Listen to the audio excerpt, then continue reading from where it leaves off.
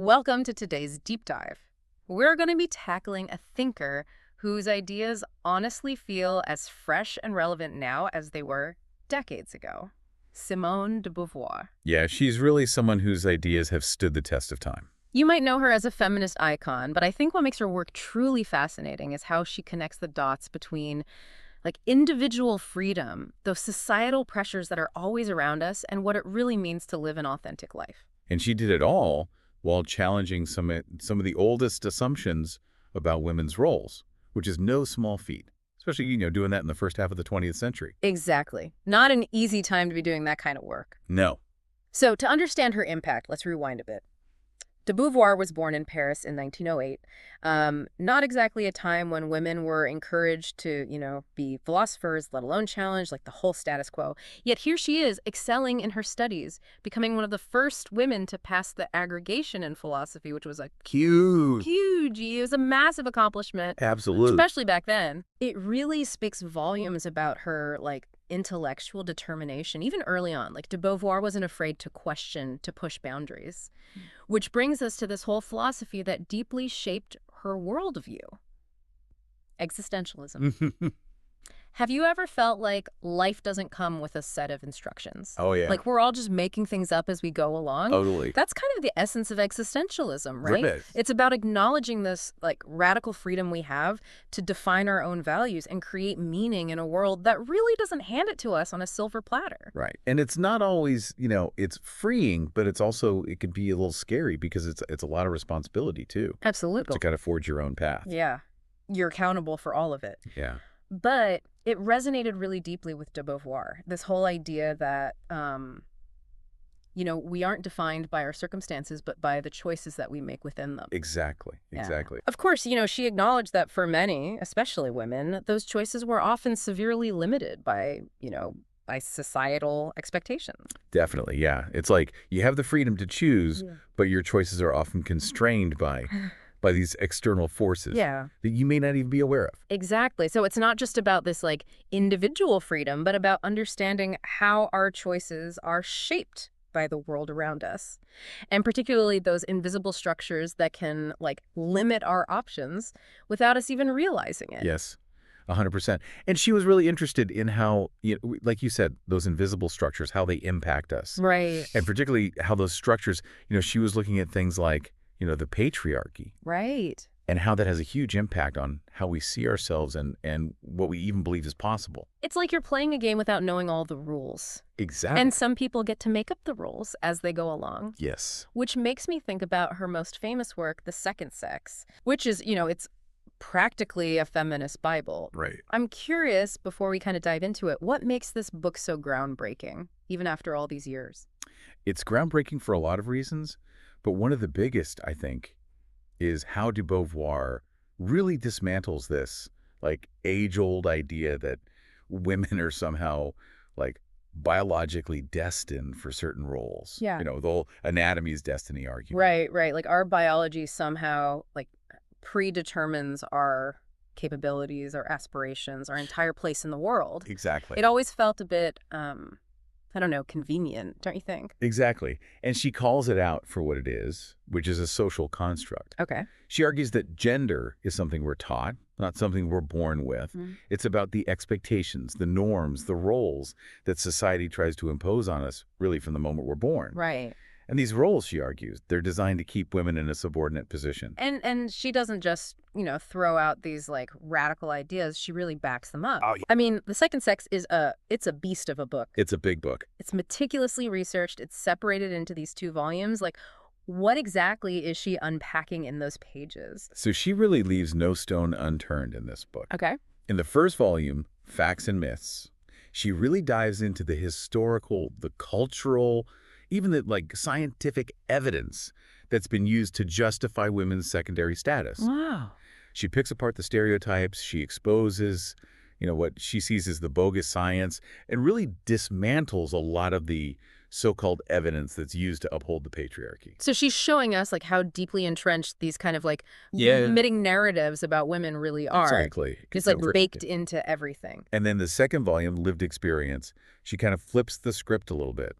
and she explores how these myths actually play out in the real lives of women. Okay. She looks at relationships, motherhood, sexuality, work all through the lens of how these societal expectations shape women's experiences and limit their choices. So it's one thing to like point out these big societal issues. Right. It's another to actually like analyze how those issues are impacting people's lives, on a day-to-day Yeah. basis. Yeah, for sure. And I think this is where that whole concept of the other comes into play, right? Yeah. It's a term I've always found both intriguing and kind of unsettling at the same time. Yeah, for sure.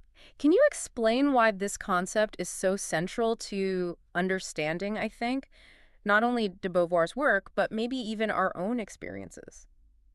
It's central because it really gets to the heart of how these power dynamics actually work, Okay. particularly when it comes to gender. So imagine a world where one group Mm-hmm. gets to set the standard for what's considered, normal, valuable, human even. Right.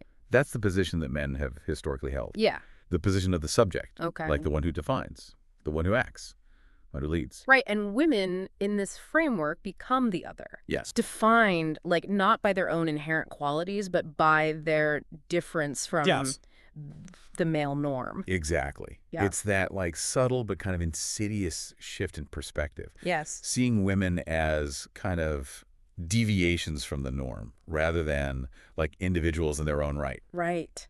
And it's reflected in everything. I mean, you see it in language, you see it in cultural representations. Oh, absolutely. Even just think about how often you hear phrases like working mother, Yes. but you rarely hear working father. Yes.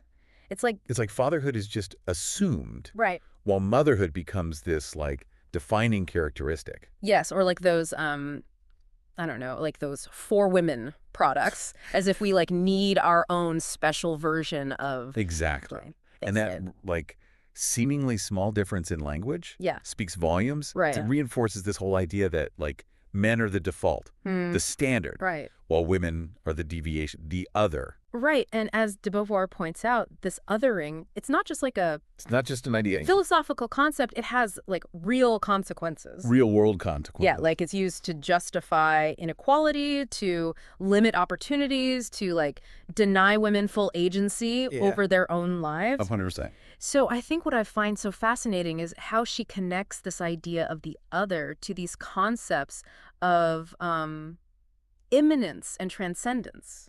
Can you like unpack that a little bit for us? Absolutely. So think of immanence as like being stuck. Okay. You're confined by your circumstances. Yes. It's about being, being acted upon rather than acting. Hmm. About having your choices limited by these like external forces.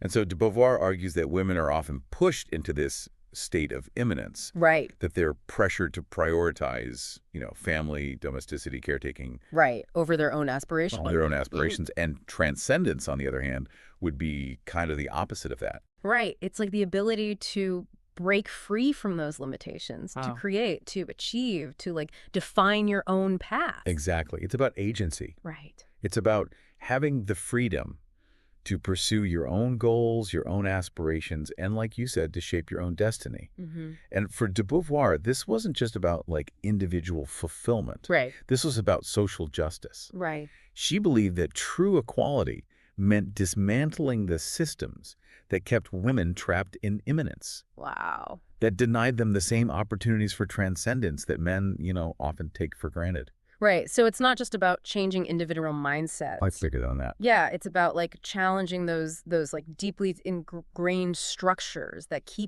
perpetuate these limitations. Exactly. And that's, I think, why her work continues to resonate so deeply today. Mm. Because even though, we've made strides towards equality, those systems of oppression, those forces that seek to limit us, that seek to define us for us, based on gender, based on race, based on sexual orientation, they still exist. They're still there. They're still there.